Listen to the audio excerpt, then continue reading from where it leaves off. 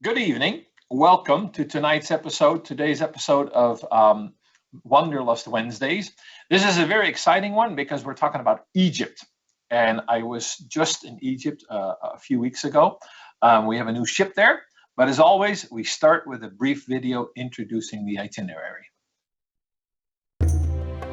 On this intriguing 12-day itinerary, you can immerse yourself in ancient secrets, long buried in desert sands, while enjoying the welcoming culture of Egypt as you explore with Viking. Your journey begins with a 3-night stay in Cairo, the cradle of civilization, during which you can gaze upon the world's oldest step pyramid at Saqqara, the Great Pyramids, the stunning Sphinx, and enjoy Cairo's Museum of Egyptian Antiquities. You'll also have ample time to check out the city on your own. Luxor is next, unfolding before you for 2 amazing days. Satisfy your curiosity at the great temples of Luxor and Karnak, and the remarkable Valley of the Kings.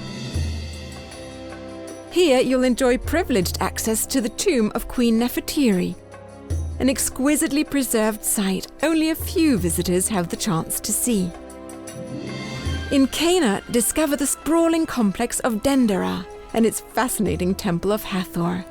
Built by the Ptolemies and Romans in classic Egyptian style, it's one of Egypt's best preserved and less frequented temples. Isna is home to the red sandstone Temple of Khnum, the 1st century hypostyle hall filled with intricately carved columns and detailed hieroglyphics. You'll sail on to Aswan and the serene Philae Sanctuary.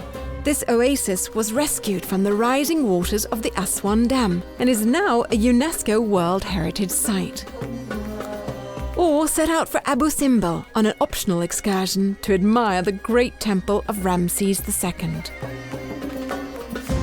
A picturesque voyage along the Nile River brings you to Edfu, where you'll visit the Temple of Horus, the falcon god. It's one of Egypt's best preserved temples and an impressive remnant of the Ptolemaic dynasty. Your exotic Viking journey concludes back in Cairo, with free time to explore more of Egypt's intriguing culture.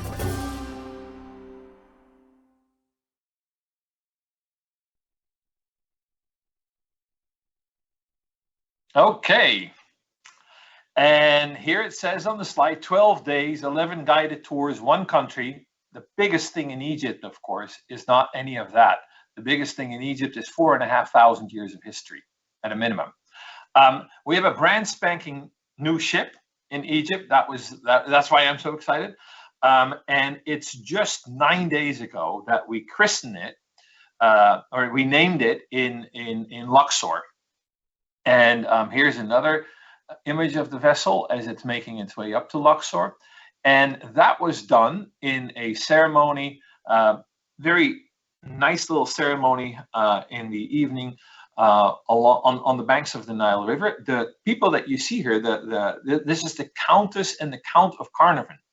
And of course, the 8th Earl is the man who's the great-grandson of the Earl of Carnarvon that helped Howard Carter, financially supported him, was also really interested in the work that Howard Carter did. And Howard Carter, of course, was the man who 100 years ago discovered the tomb of King Tutankhamun. And so just miles away from where Howard Carter made his discovery, assisted by the Earl, the great-grandson, the current Earl of Carnarvon, christened our ship. And there's a little video that we have, and that's what we're going to share with you now.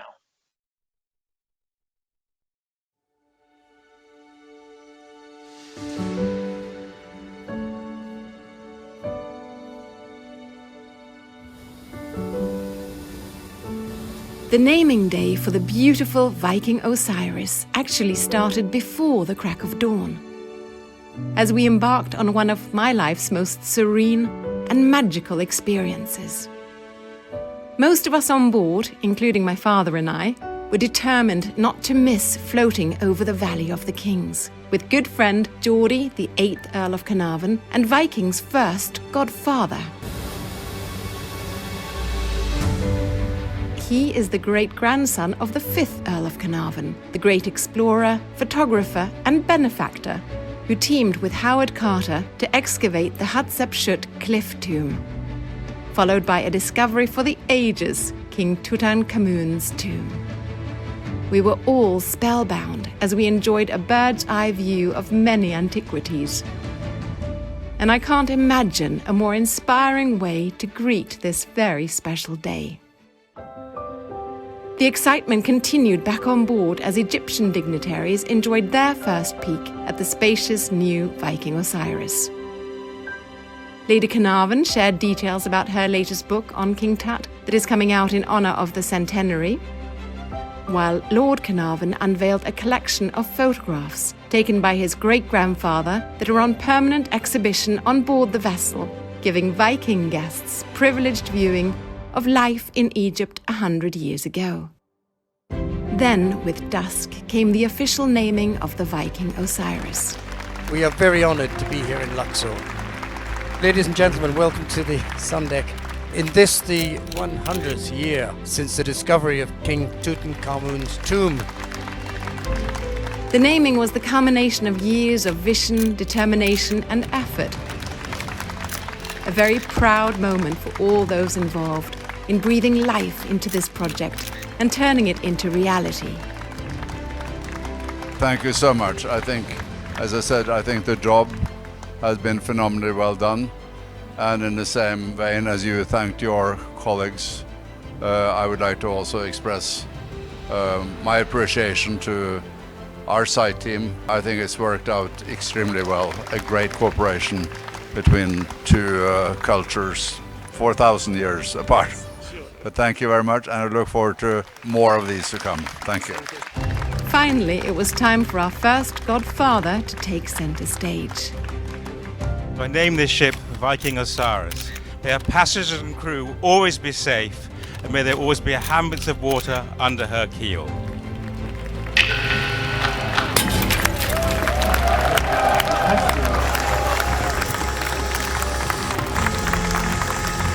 Congratulations. Geordie, Lord Carnarvon, thank you so very much on behalf of Viking for naming this beautiful ship, Captain, your ship, the Viking Osiris. Lady Carnarvon, Fiona, dear Fiona, has already named 2 Viking ships, of course, and we're already related not only by ships but by dogs, and I'm also, on a personal note, the fairy godmother of Lord and Lady Carnarvon's wonderful son Eddie, who's here tonight.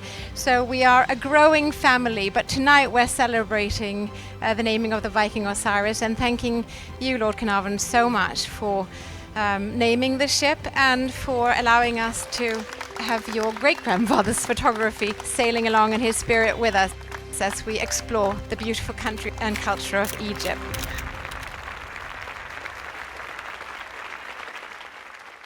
Viking Osiris's state-of-the-art design incorporates the light, airy feel of Vikings' award-winning river and ocean ships, the elegant Scandinavian concept for which Viking is well known.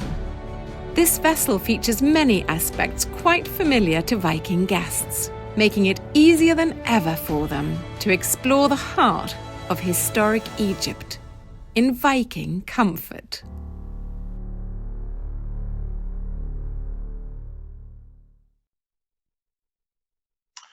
Okay, and after this, let's dive into the itinerary.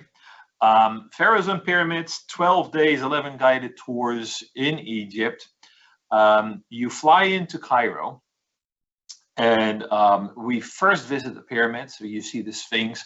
We take you around Cairo, which is this delightful anthill of a city. It's very, very busy, but it's the people are incredibly friendly, and it is surprising how well everything works, despite the fact that there's all these millions of people in a relatively small area.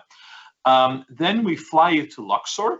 We spend time in the heartland of ancient Egypt with the greatest series of temples, also the tombs, the Valley of the Kings and the Valley of the Queens. And then we set sail from Luxor upriver to Aswan and back. And along the Nile River, we stop in a number of places that are also known for their temples. We're talking about the Temple of Hathor in Krena. We're talking about the temples in Esna, in Aswan itself, in Edfu, in Komombo. And after your cruise, you return to Luxor. We fly you out back to Cairo. You spend another overnight in Cairo, and that's just a logistical thing that you need. And it's actually quite nice. It allows you to buy some final souvenirs, get ready for the flight home, and then you're off. Of course, we have some extensions that I think, as extensions go, these are musts. You can spend 4 nights before you travel in Jerusalem to get a few really good snapshots of the Holy Land, where you travel to Bethlehem, where you see Jerusalem, all the sites there. There's an awful lot, of course, to unpack in Jerusalem, and we help you do that. The alternative, if you're really into Egyptology, is that you spend time before you travel in the UK to see what is there. And before I start going, we have a little video, James. If you've queued it up, we can look at that, because it tells you the story of how we came about organizing a few days in the UK before you travel to Egypt, and why that makes so much sense. Retrace the steps of perhaps the world's most famous Egyptologist, the explorer Howard Carter, the man who, along with his benefactor, the 5th Earl of Carnarvon, revealed the tomb of King Tutankhamun to the world in 1922. Join Viking on this signature extension, expertly crafted to enhance your Nile voyage.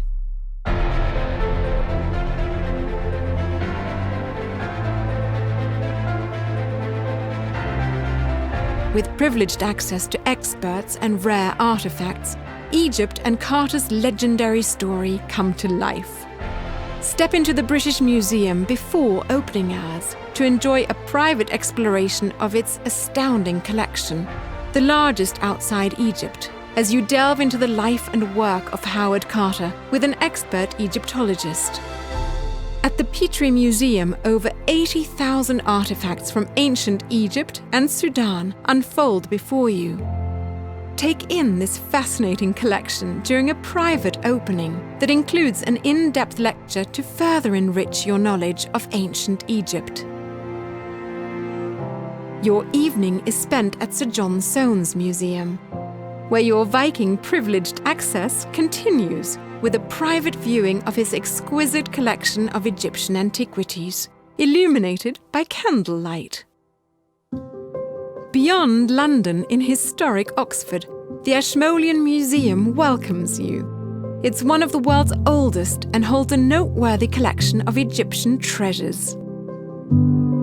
Just next door is the Griffith Institute, home to Howard Carter's archives, where Institute experts share unique research and insights. Then it's on to Highclere Castle, perhaps best known as Downton Abbey, the home of the Earl and Countess of Carnarvon. At this grand estate, you'll have the chance to immerse yourself in the private collection of the 5th Earl, the visionary who funded Howard Carter's expedition in the Valley of the Kings. During your educational stay in the UK, you'll enjoy 2 nights right in the heart of London, plus 2 nights in the midst of charming Oxford, with time to take in the unique cultures and traditions of each place. This exclusive extension has been thoughtfully curated to prepare you for your time in Cairo and your epic Nile journey.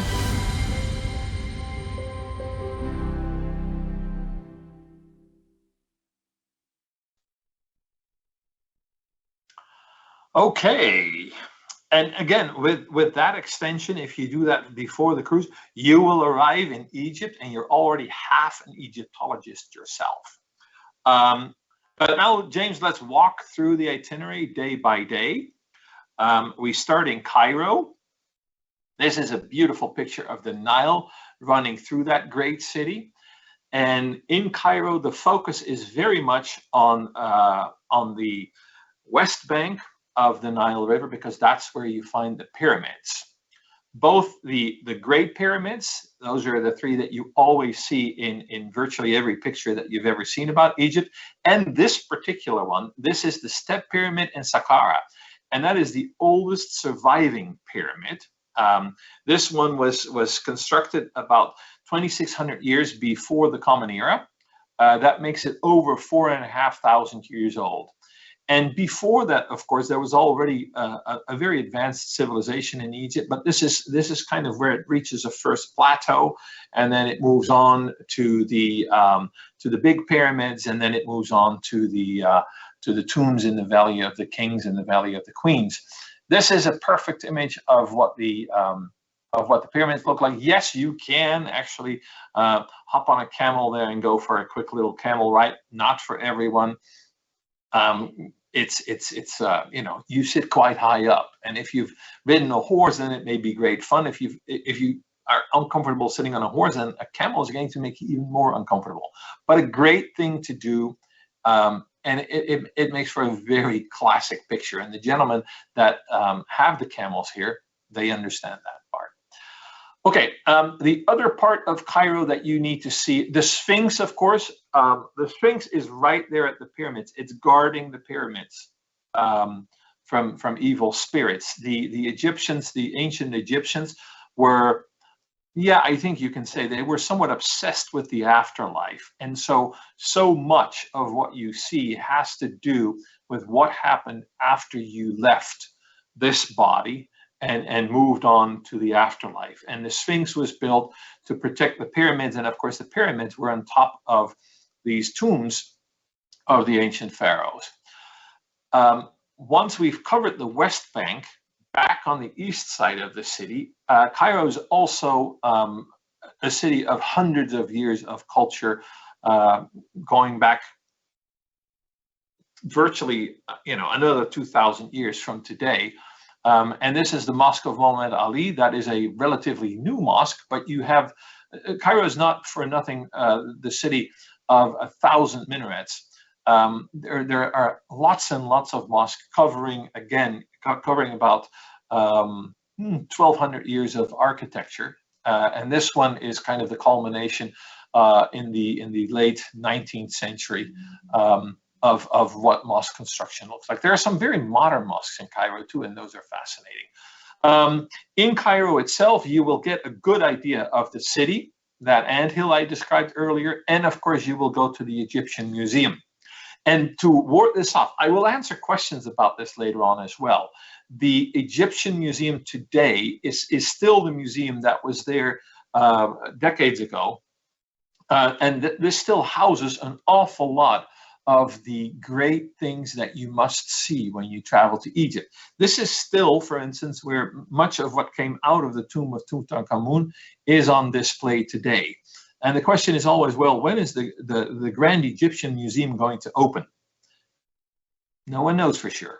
We'll take you to whatever museum has the greatest, has the most important parts of Egyptian archaeology, always. And right now, that is still the National Museum that you see here in this image. In the evening, when you're in Cairo, and if you have a little bit of energy left, please go with us and book an excursion to Khan el Khalili, which is the market area. An area now, of course, it at least half of it is thought to cater more to tourism than to locals. But there is a lot of flair and a lot of flavor there. It's great fun. We serve dinner in an Egyptian restaurant. That restaurant, I was just there, and the food's phenomenal. And it's done with a smile and with a little bit of flair. And the same thing is true for just walking along the streets of Old Cairo. I think this is just something that you need to pack into your early days when you're just there. And I can tell you that by the time you get to the ship, you'll be a little tired, but that's okay. along the Nile itself, there are these Zen-like moments where you're just traveling very slowly along the Nile, and you can enjoy the views, and you can enjoy the sun as it moves from east to west, and you'll have some beautiful sunsets. So there's time to rest, and then there's time to just take it all in. And the days in Cairo are definitely days where you want to take it all in. From Cairo, then we fly you to Luxor. And what you see here in this particular image is the Luxor temple. What's interesting here is that right in the middle of it, you see this little turret, and that is a minaret. After the ancient Egyptians left and their civilizations began to go to ruins, as the Nile covered the area with layers of silt every year, and that's been why the Nile is this agricultural success story. It would flood every year.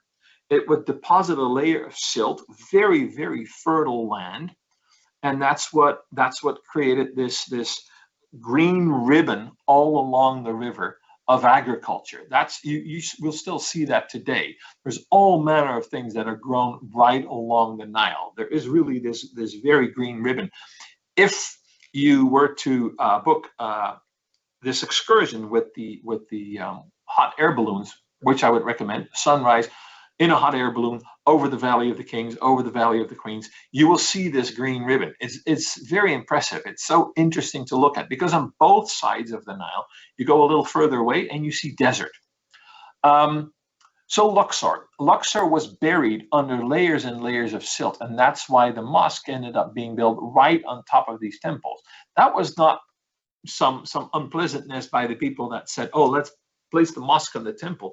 There was no temple at the time. It was much later that it was discovered and dug out again. In Luxor, you have the temple that is known as the Temple of Luxor, and then there's the Temple of Karnak, just a little bit further to the north. And I think this still looks like the Luxor temple. The Temple of Karnak is so impressive because it is one of the largest religious structures in the world. You could fit 2 Gothic cathedrals in the footprint that the Temple of Karnak has left. And so in Luxor, you will get your first introduction. This is really important, by the way. You will get your first introduction into Egyptology and into reading hieroglyphics because your guides are Egyptologists. This basically means that they will know how to read hieroglyphics.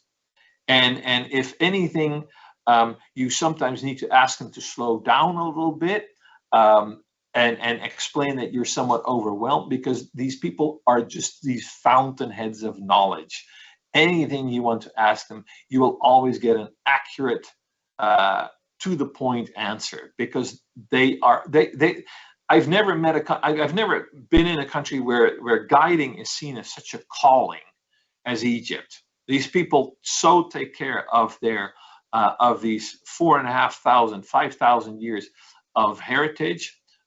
They're immensely proud of it. And they do such a phenomenal job interpreting it all and trying to explain it to you because it is, in all fairness, it is a little bewildering to be able to span these thousands of years. All right, and so then from Karnak, this is still Luxor Temple. This is still Luxor Temple. James, just move on. Let's talk a little bit about Karnak. Now we're in Karnak, and this gives you a sense of how big this is. This is a good one. Yes, this is a succession of temples, one after another. There's actually, between a few of these temples, there's a little cafe. It is that large, and it never gets boring. It always is interesting. There's something, little details. This is why those guides are so invaluable. They will point out these little details that the people that constructed these temples. And of course, these were not done in a few years. They were usually done in decades.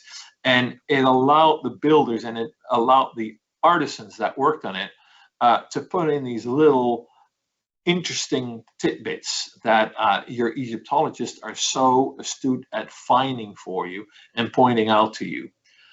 Okay, and then after you've had a good fill of the temples in Karnak and in Luxor, the next morning, this is a shot of the west bank of the Nile. These are the colossi of Memnon, and it's hard to tell. I could mention any name, and you would still have to say, okay, well, I'll take your word for it, because the faces are gone. But this is what's left. Actually, I stand corrected. This is a somewhat older picture. This is the temple of Amenhotep IV, if I'm not mistaken. And these colossi, this is an older picture where you don't see a whole lot around these two. The exciting thing is that Egypt is a country where history, ancient history, still bubbles to the surface, if you will. And this is not natural, of course. This is the work of archaeologists. They're still finding so much in Egypt every day that by now that grassy area behind the colossi is gone. And they've unearthed what the temple of Amenhotep IV looked like. The footprint is all there, and they're finding things. This is so exciting in Egypt. They're finding things every day. Now, this is in the Valley of the Kings and in the Valley of the Queens. So you're now on the West Bank. You saw, and I need to mention this because it happens early in the day, you saw these hot air balloons in the little video.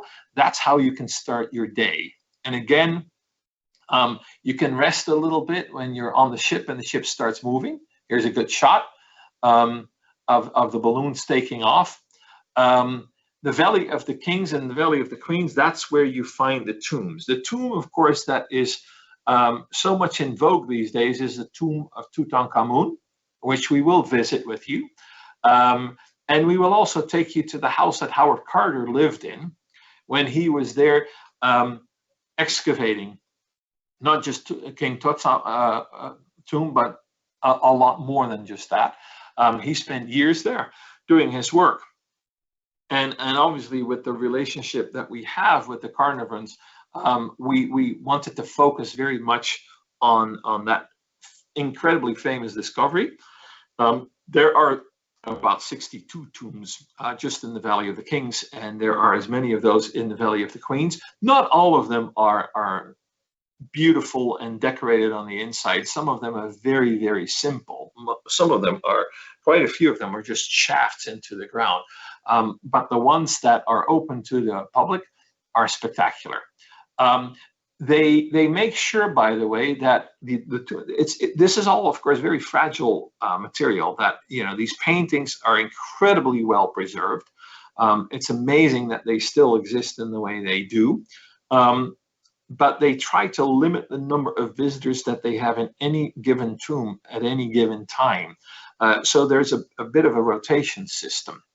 We will visit the tomb of Tutankhamun. What other tombs you will see always depends on which tombs may or may not be open. That is a rotating system that we have no control over. What I can assure you is that you'll come back absolutely amazed. And it is something that continues to spin in your head. How on earth did they do all this so many thousands of years ago? And how did it end up so well preserved? In the tomb of King Tutankhamun, by the way, that's where they have kept the mummy itself. The treasures are in the National Museum in Cairo, but the mummy has stayed within the tomb. Okay, so then now it's slowly time to get going. And before you start heading upriver to Aswan, you go downriver a little bit to see the Temple of Dendara. And this is a shot of Cana. It's the city that you dock at to get to that temple. It's a temple of Hathor. Hathor was a goddess who's quite often depicted as having the head of a cow. And the cows always have big horns. That doesn't mean that it's not the head of a bull, it's the head of a cow. And Dendara temple is a relatively late temple.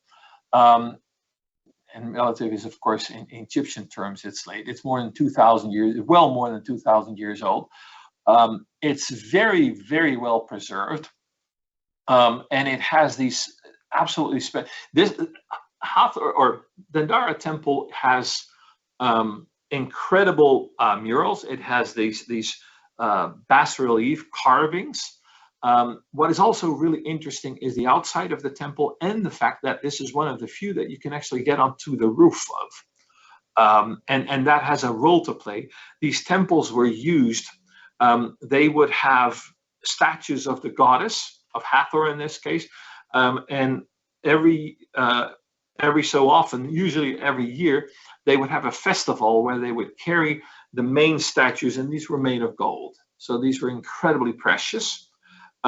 Interestingly enough, they were usually covered so that mere mortals wouldn't see the likeness of the goddess, because that would, of course, instantly blind them.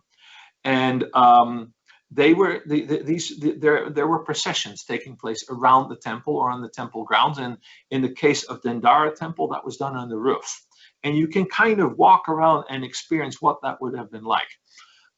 These are all beautiful images from what the temples look on the inside, although this one is a papyrus version of a relief that can be seen in Dendara temple. And the temples that are dedicated to the goddesses have a specific, and I cannot explain it half as well as your Egyptologist can, but they tend to follow specific patterns. So what you see in this image is Hathor. Can you go just back one more? Just that one. So Hathor here is on the right-hand side. She is the goddess that sits there. And then you will see pharaohs delivering presents to the goddess. That's the theme throughout most of these temples. And then every hieroglyph has its own meaning. There are names, there are symbols of other deities that you will find there. And it's beautiful because you will first look at it and think, well, this is very pretty. And then after your Egyptologist explain a little bit, you will be able to start to read these things and recognize certain things. And that makes it actually a lot more interesting. The more you know, the more you see. Okay, enough about Dendara temple. We will now start traveling upriver. And that brings you to the temple of, and I sometimes need to look a little bit. This is Esna. There's a specific sequence that we take you to these temples with, but you can sometimes mix up the sequence a little. That's why I sometimes get confused. This is Esna. And in Esna, I have to say that a beautiful temple smack dab in the middle of the city. Here you can also see what that silt did over the centuries, because Esna temple, it sits in the middle of the city. They dug out the temple itself, but nothing around it. So in order to get to the temple, you actually have to descend a number of stairs. Esna is also a great place to just get a feel for what an Egyptian city is like. And this is why we kind of recognize that maybe you want to take a little bit of a break from templing, if you will. And this is why we offer you the opportunity to just have a guided walk around Esna to experience what a marketplace looks like. It's a perfect city to do this in. It's not too big, not too small, and it's actually you know, vendors are kind of used to having groups, you know, ask all kinds of questions. They love it, and it makes for a great experience. So that is Esna. You then move on, and you will get to Aswan relatively quickly. This is already an image of Aswan. There are a number of things that you will do in Aswan, and the sequence of them sometimes changes a little bit. Aswan itself has a small Nubian population. You're on the edge of what used to be southern Egypt, what's called Nubia, and this is kind of where you start to have a somewhat different civilization. We take you there to a Nubian village to experience that, also to a local school, to again get a little bit of an insight into what ordinary everyday Egyptians are up to these days. We always feel that that's important. The 4,500 years of history notwithstanding, the Egyptians are incredibly warm and open people, and it's a joy to just interact a little bit with the local population.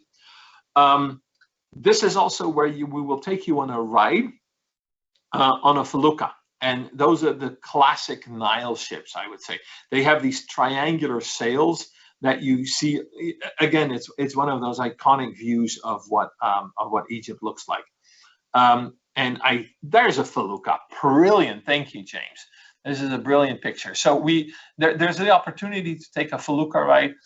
There is a temple, the Temple of Isis, that was transported to Aswan, sits on an island in the river.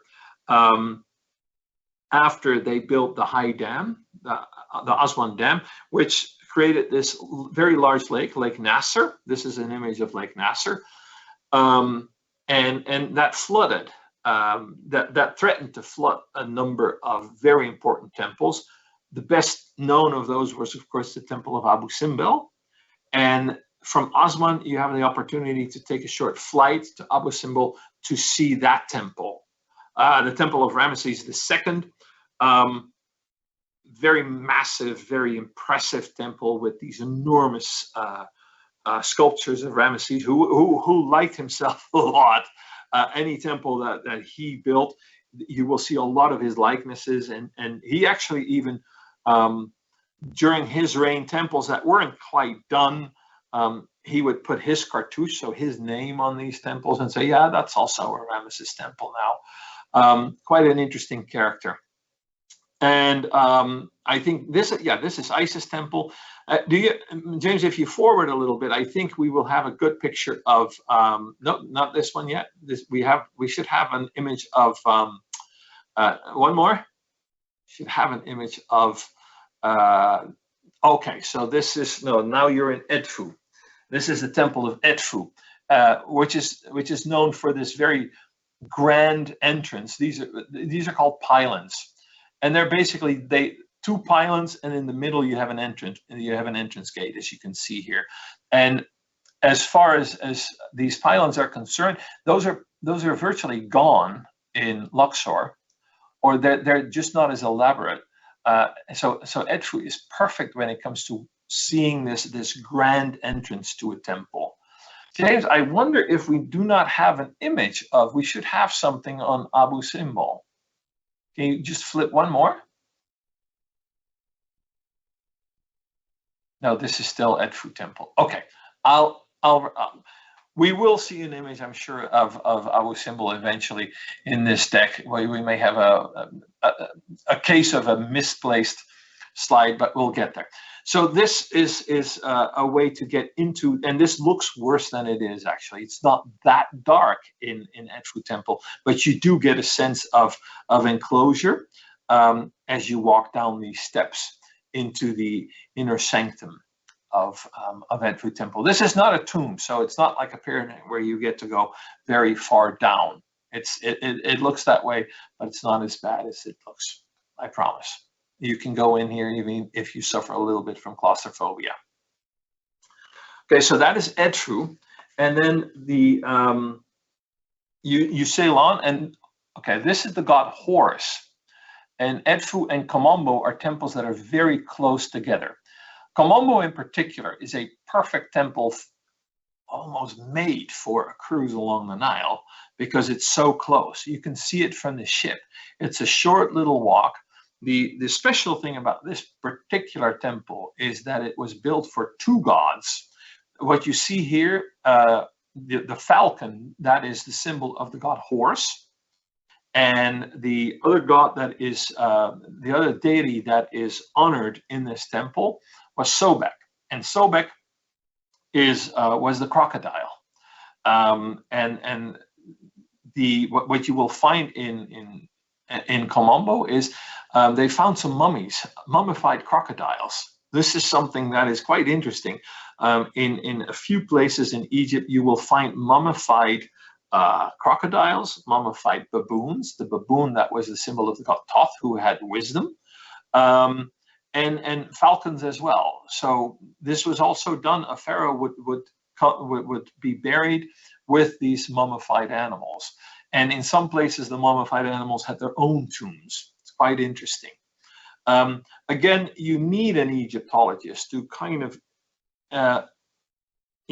unravel all these little strands of ancient history. The deities of ancient Egypt shifted shape sometimes. It's not always clear who did what when. And most of these, and that's kind of interesting, most of these deities had positive and negative qualities. You can't really say, well, this was a good one and this was not a good one. It's a lot more complicated than that. And it also depends in what time in history you're talking about which deities. Altogether, a little confusing sometimes, but absolutely, again, something where you have your Egyptologist at hand, and they never, that's the beautiful thing, they never get tired of answering questions. I think they're, I traveled with one for about a week, and I asked him, are you tired of us yet? And he said, I can go on all day long. Okay, this is another picture of, if I'm not mistaken, this is another picture of Edfu Temple. Let's fast forward a little bit. Let's get back to Cairo so that we can get to questions, because I feel that I have been talking quite a lot. I'm so enthusiastic because I just came back. That is the temple of Isis. That is the temple that I explained earlier. The temple of Isis, that is now also called the Philae Temple, because it's now located on Philae Island in the Nile, not far from Aswan. And again, in Aswan, you have various different things that you can do. Here we have Edfu again. Various different things that you can do in case you want to take a little bit of a break from the temples. Okay, so then here's a final shot of the Osiris. Beautiful, brand spanking new ship that is now being enjoyed by our first guests. And once we're back in Luxor, we then, here's another ship. This is a good one. You see the Felucca and the brand spanking new Viking Osiris. And once you're back in Luxor, we fly you out to Cairo. This is another shot. This is the inside of a mosque that you saw earlier, the Mosque of Muhammad Ali. It sits on a hill overlooking Cairo. We take you there. The view is beautiful. The inside is also quite gorgeous. What you see here, this light rock that looks almost translucent in bits and pieces, but that's alabaster. It's one of the natural rocks that you find a lot in Egypt, and this is why it's sometimes called the Alabaster Mosque. However, this is something that you do before your Nile cruise. This is another, if you will, a parting shot of what Cairo looks like. Because the day that you spend in Cairo is usually just to do your last little bit of shopping before you head either home or you go on to Jordan. And again, I think Jordan is one of those things, if it's kind of like, well, you're in the neighborhood, you should absolutely do this as well. We take you to Petra, and this is, of course, a shot of two camels in front of the secretary in Petra, and you'll see quite a few of these carved out into the rock cliffs. We take you to Roman ruins in Jerash. We take you to some Crusader castles that sit out in the middle of the desert, and of course you'll have a chance to take put your toe in the Dead Sea and see how that works. The Dead Sea is so salty that you don't really have to swim. You can't sink in it. You can just sit in it, and if you wanted to, you could read a newspaper. Jordan is also, it's an incredibly friendly country. It has great food. It has great people. It has incredible sights. I actually think that you should really do this while you're in Egypt. Just add those 4 nights at the end, and add either the 4 nights in Jerusalem or the 4 nights in the UK at the beginning to kind of round it all out. And that puts us towards the end of the presentation. So Heather, any questions? Thank you, Joost. Indeed, we've got lots of questions. So we'll start with one. We've had this question in a few different ways. So Bonnie from Georgetown says, what is the best time of year to cruise the Nile? shoulder season, what I would call it. It has a reverse season. It's much more pleasant in the winter than it is in summer. I was there in August, and it's hot. It's very, very hot. So August, June, July, August are not great months. We actually stopped sailing for a little bit. All the other months are fine. And the ship, I have to say, the ship has its own little microclimate. So you do have a retreat from the heat wherever you are on the ship. But if I had to take my pick, I would go anywhere from November to about March or so. Fantastic. Thank you, Joost. Question here now from Victoria. She's in Far Hills in the United States, and she asks, generally, how safe and clean is Egypt now? How safe and clean is Egypt now? I don't think you have to worry about safety. The Egyptian government understands how important tourism is to the economy of the country, and therefore they have quite a strong police force. And they sometimes refer to the police force as the tourism police. It's a little bit of a strange term, but there is, especially in areas that have a lot of visitors, you'll find that there's quite a police presence. And those are incredibly friendly people. Those are incredibly proud people that know that what they're doing there is sharing the heritage of their country and protecting it and protecting visitors. And I have, I've not once felt unsafe. And I visited Egypt quite a number of times. As far as cleanliness is concerned, Egypt is in some ways, the further away you get from the main centers, it's a third world country, and it has its difficulties here and there with litter. I found both Cairo and Luxor have really cleaned up a lot. If you go a little further outside of cities, or if you go, for instance, to the Valley of the Kings and the Valley of the Queens is also, they're very clean. I travel to some areas that we don't believe yet are ripe for visiting because the excavations haven't progressed so far, and there's no signage in English and what have you not. So in those places there's work to do, but overall I will say, and this maybe sound a little strange, even in the places where I thought, wow, they could really do a little bit of a cleanup, that's not the impression that lingers. What lingers is what a great country it is, what beautiful people, and how much there is to see. I would not be deterred for a moment to go there. It's a long answer, but that's it. That's very helpful. Thank you, Joost.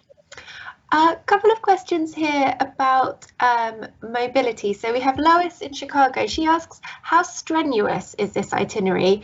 And then Anais, who asks, is it suitable for a guest with mobility issues? I think mobility issues, of course, there's a broad range of mobility issues. Let's start with that. I don't think it's the best place if you are wheelchair bound or if you need a scooter. I would just not recommend it because you're going to be so ship bound. It's especially around the pyramids. It's uneven terrain. It's not all that well paved. It's not asphalt. It's rock in many places. So if you can take your time and if you're sure on your feet, then you can still do quite a bit. If you have balance issues, for instance, I don't recommend it because you are so much on uneven terrain anywhere you go.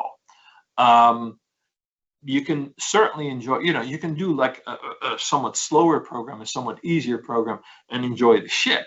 That's absolutely a possibility. So it depends a little bit on on the actual extent of mobility issues. It is certainly one of our more strenuous itineraries. You need to ask, really. It depends. Call our call center or call your travel agent. Explain what your situation is, and get some intelligence.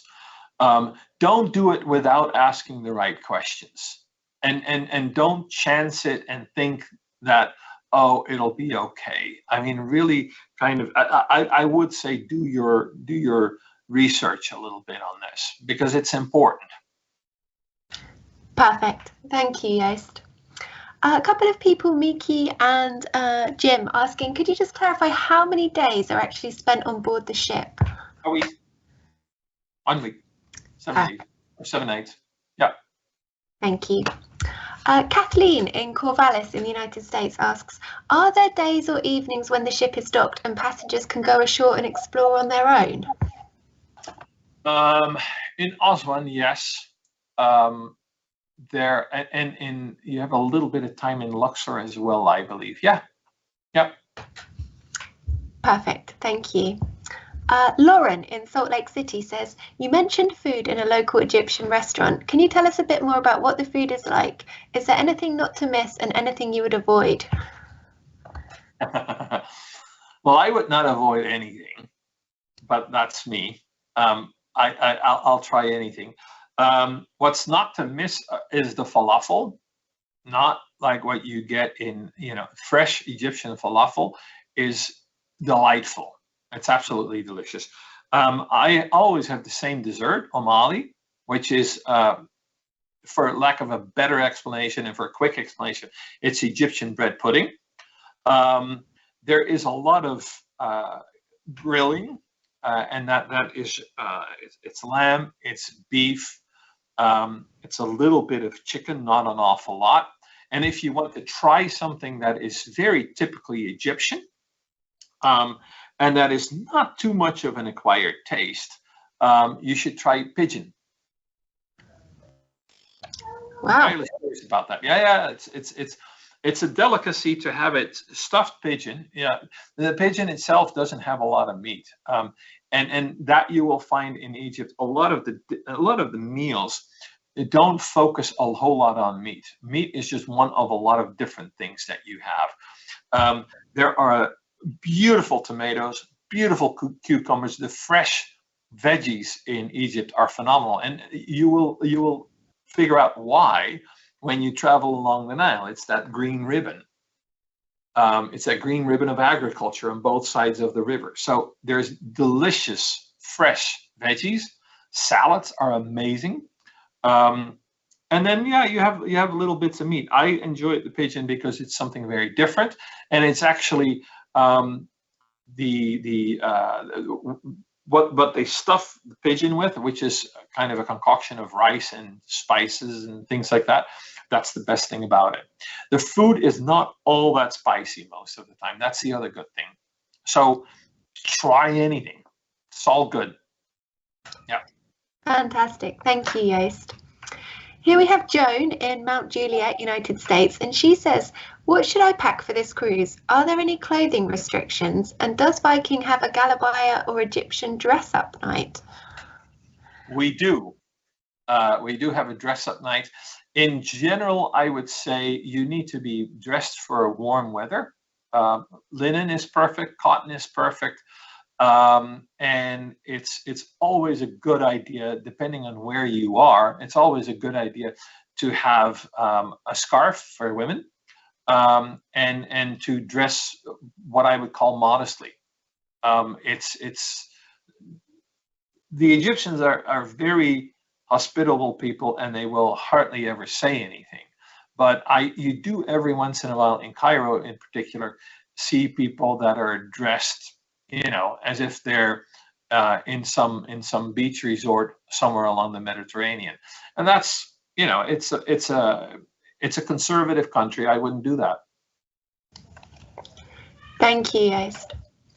That Brandy is a conservative too, maybe.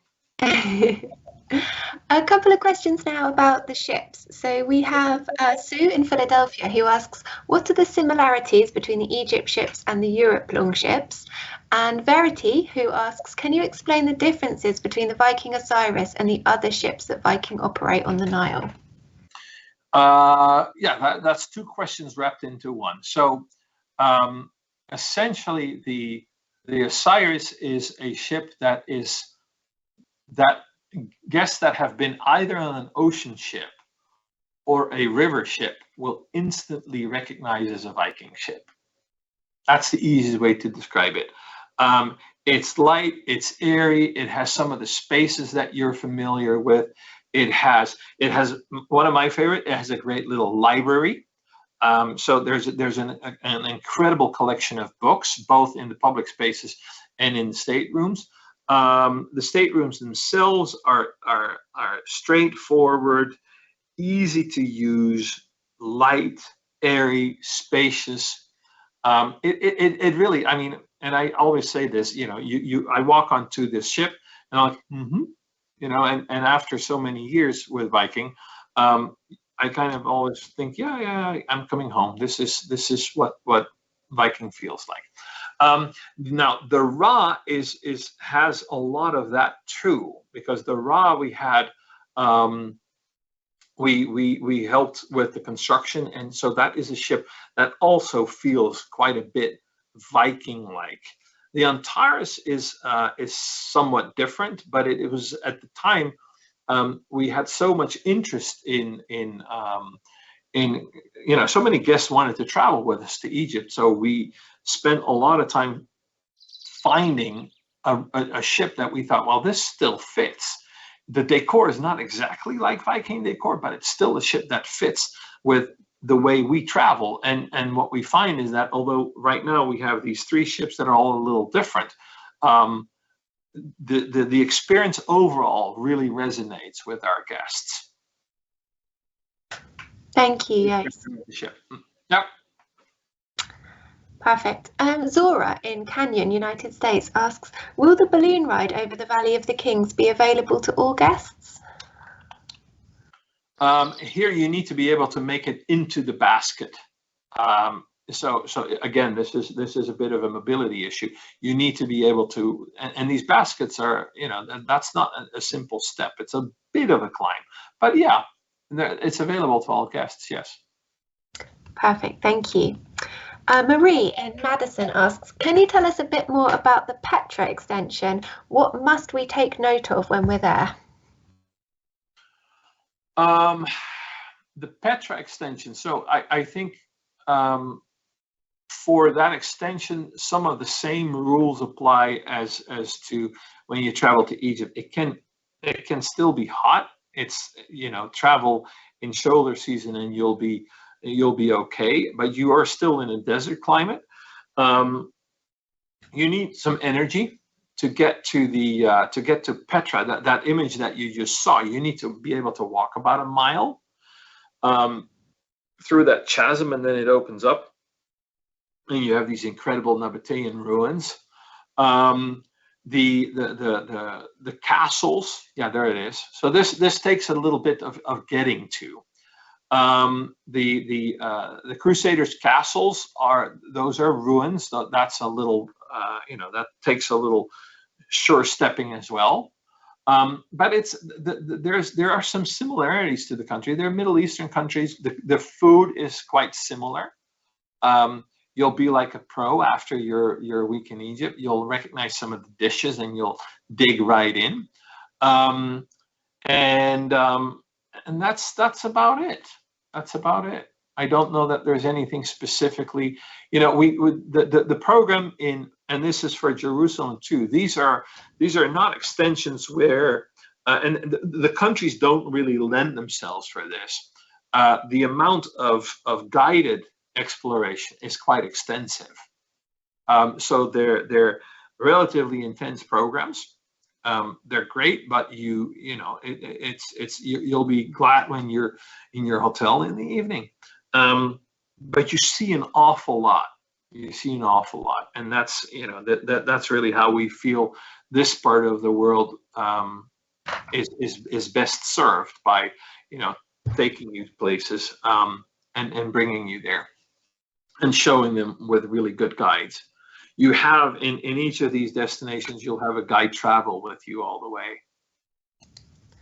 Wonderful. Thank you, Joost. Mm-hmm.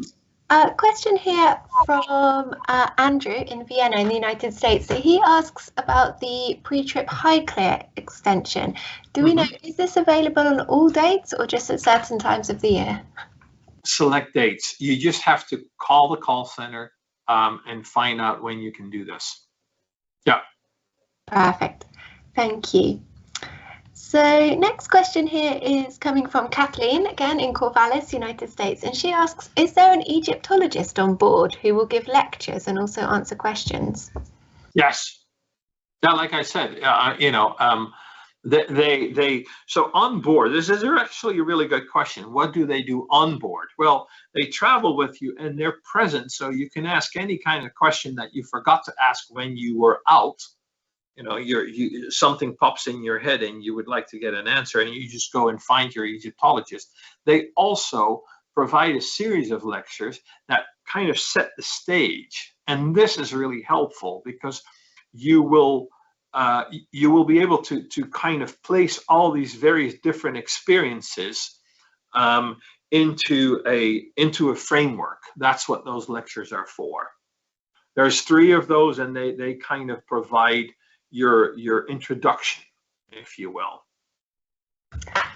Thank you, Joost. A couple of questions here about local currency. So we've got Linda and also Joseph. They'd like to know, would you recommend bringing local currency, and do you need this for bartering in the markets?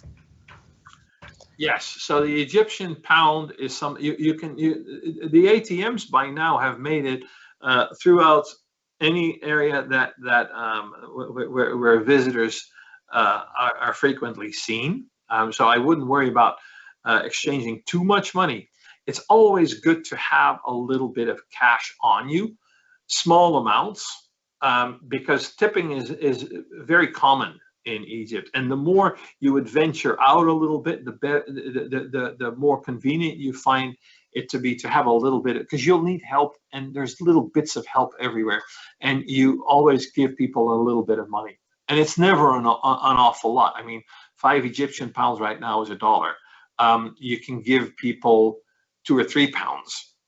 So usually what you tip are very small amounts. And in the market, yes, it's great fun to do that, to barter a little bit. If you pay in any of the markets, if you pay exactly what it says on the ticket, they're making a killing on you. It's expected.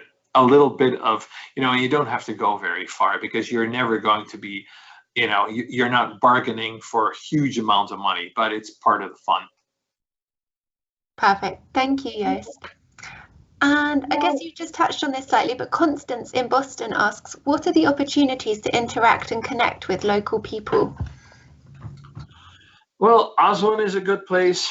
Esna is a good place. Cairo is a good place. You'll have quite a few opportunities. Yeah. Even at the temples, there's usually a little bit of, and the Egyptologists are really, I mean, I think, traveling, you don't just want to mingle with people, you also want to learn about things. And the beautiful thing, and sometimes I think, well, should we call them Egyptologists, because that's such an important part of what they do. But you can ask these folks anything. They're quite used to answering questions about pretty much anything. We have male and female Egyptologists. You'll find that, and I had a lady, Rashna, she's actually in Viking.TV. You can look her up. She's at home in Cairo, and Rashna did that. And I traveled with her, and we ended up talking a lot about food. She likes her traditional Egyptian food, and that's what we talked about. And then we talked about how things were how things are for women in Egypt. So your guides, let's call them guides for a moment, not just Egyptologists, because that short changes them a little bit. You have people that can tell you what daily life is like all day long, and you can certainly also they can help you also connect to people on shore. It's really helpful sometimes, especially in the smaller communities, to have someone that speaks the language. Absolutely. Thank you, Joost. Victoria here in the United States asks, is there any local entertainment on the ship or off? No, we bring entertainment to the ship. And it was interesting when I was on Osiris. It was on its way to the naming ceremony, and we had the chance to kind of try a number of different things. We are always a little bit hesitant to tell you right off the bat what it's going to be, because it changes a little bit.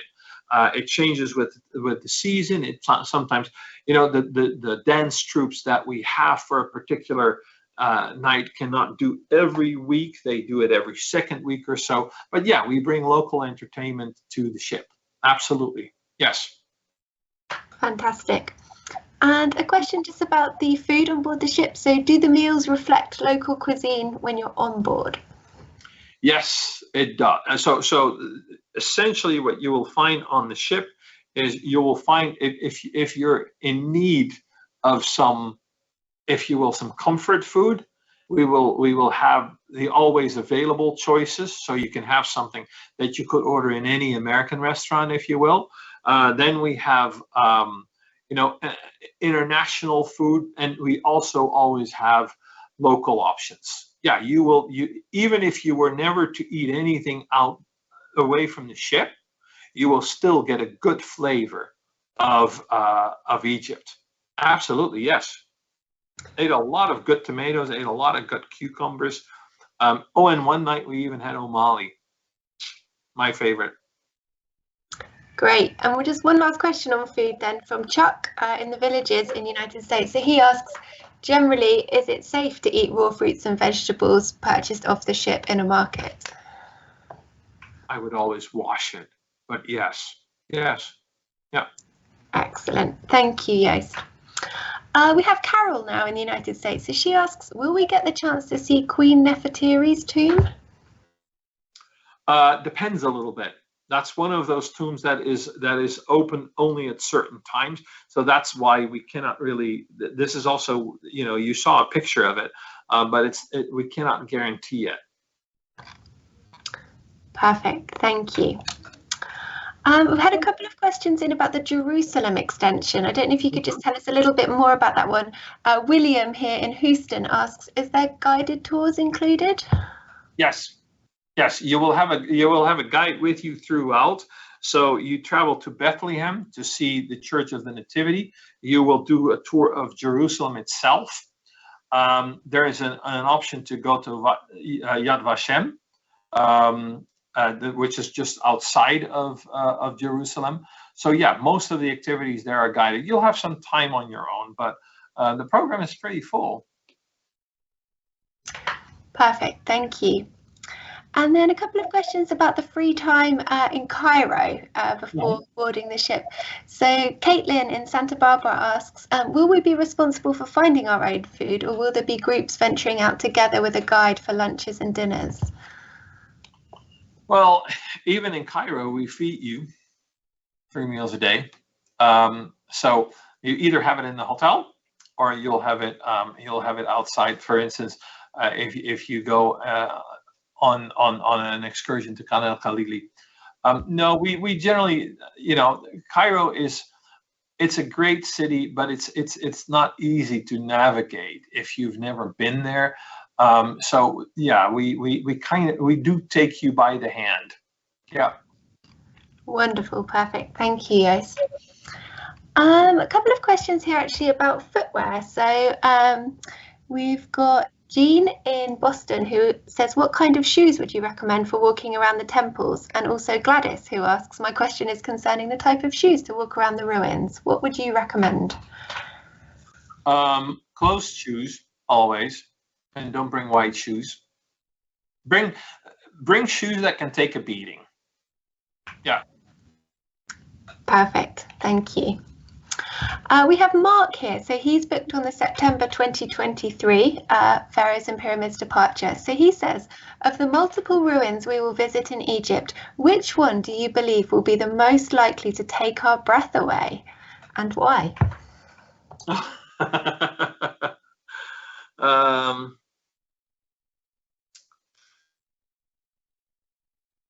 I think of all the temples, it's probably Dendara, so the Hathor temple, and that's because it's not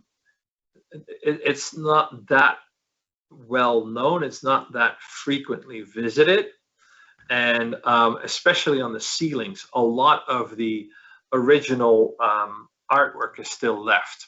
You may have seen a slide that it's a lot of blue and white, or blue on gray, essentially. The rock there is relatively gray, so it looks like blue on white.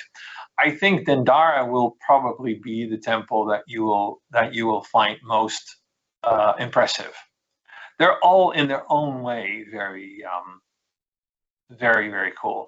And Abu Simbel is probably also, but that's Abu Simbel. It's just such a, it's this postcard. Everyone has it in their heads what it looks like, and I think that's kind of, and it delivers. It really does.